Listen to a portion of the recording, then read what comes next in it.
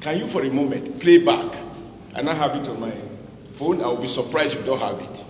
And I've told the Minister of Information to play it back on NTA to replay President Obasanjo's statement in 2003, where he said anybody that comes out and he carries OPC label, he should be shot at sight.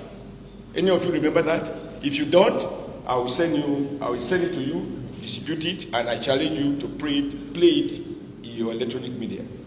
President Obasanjo, in a nationwide broadcast, said Nigeria should be shot at sight.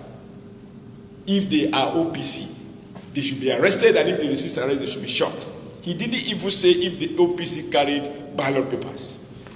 If you are just OPC, that was death penalty. And Atiku was Obasanjo's number 2.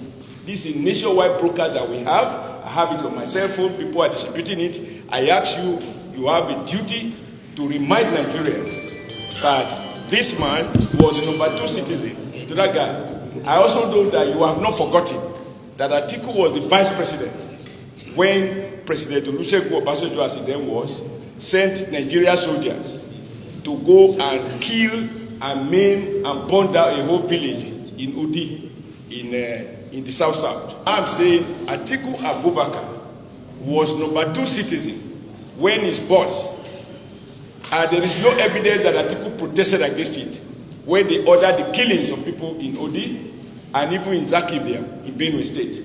Just to say that they have never valued life. Our president, as a general who fought for the unity of Nigeria, can't afford to see armed thugs killing or threatening the Nigerian electorate. That is the essence of his statement. But Atiku, being a beneficiary and being used to the deployment of thugs as a way of manipulating, discouraging voters, or maiming and killing voters, as has happened before. Play back your editorials, your news coverage. In 2003, how many Nigerians were killed? I have just told you that in my own election, on April 14, in Edo State alone, in one spot, 3 people were wasted at Oba Primary School. Play back, this is a statement of fact. And Atiku was the vice president at that time. So I'm just saying that they have a history of wasting Nigerian lives, and therefore they can't come out and try to twist the honest statement of our president, who says to Nigerians, go out and vote. Thugs will not be allowed to harass you. Thugs will not be allowed to shoot at you. And anybody who tried thuggery will be dealt with squarely. He did not say shoot at sight. Whereas Atiku and his boss had cause to say shoot at sight.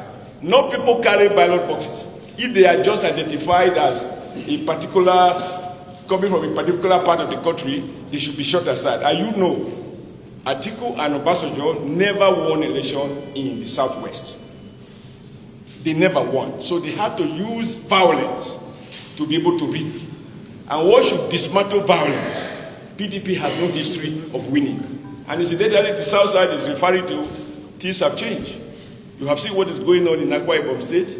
You see what is going on in Cross River State. You see what is going on in Delta State. For the first time, PDP will not be able to write results.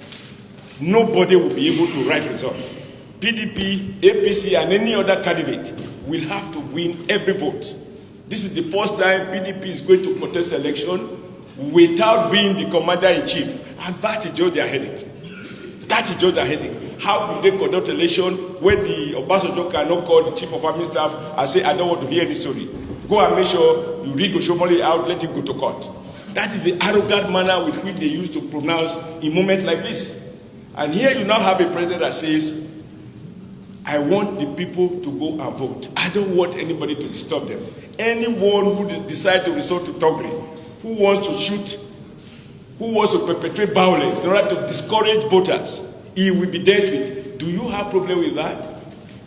If you give instruction to your security gate man that anybody who wants to jump into the wall and break into your house, that he should be arrested, only a thief will protest.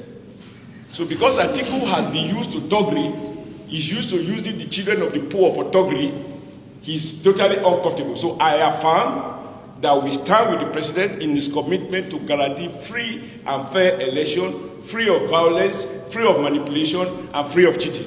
It will be one man, one vote. Atiku will have only one vote. He can do nothing about that.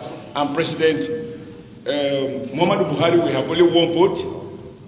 Nobody can do anything about that. I, as chairman of APC, I have only one vote. And even secondus cannot have second vote. He has only one vote.